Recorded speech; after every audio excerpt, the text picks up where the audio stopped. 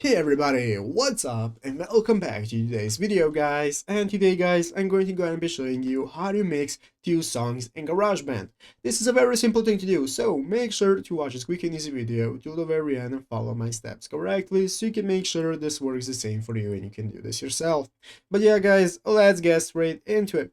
So the first thing you want to do is go ahead and open up the official GarageBand application on your mobile phone if you've not already. If you do not have the application, just go to the App Store and download it, and after opening it up you'll be greeted by this main page right here, which is the home page where you can find all the instruments you can access. We have the audio recorder right here and so on.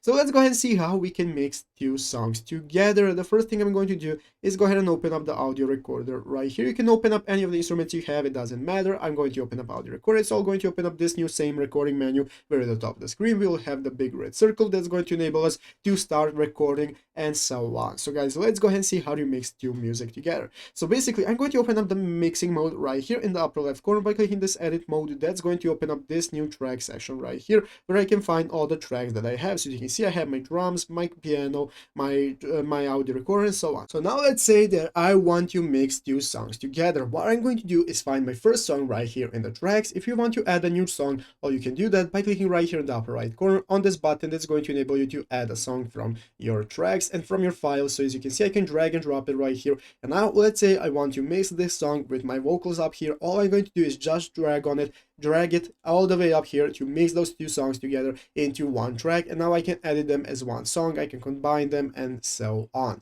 So it's easiest to do as that. So I hope this video was helpful. If it was, make sure to leave a like, subscribe to the channel. So you guys, thanks for watching, take care and bye.